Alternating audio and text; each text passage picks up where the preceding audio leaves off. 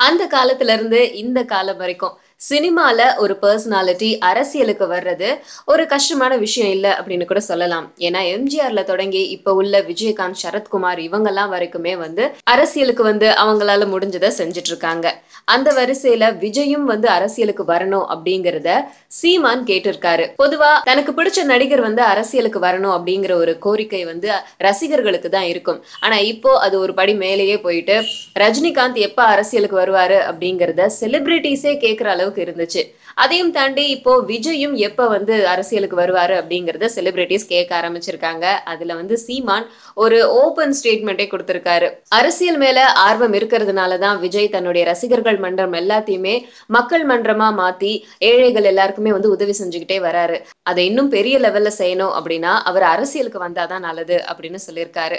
தமிழர்களுக்கு ஒரு பிரச்சனை அப்படின்னு சொன்னா அதுக்கு முதல் குரல் கொடுக்கிறது விஜயா தான் இருக்கும் அப்படின்னு சொல்லியிருக்காரு.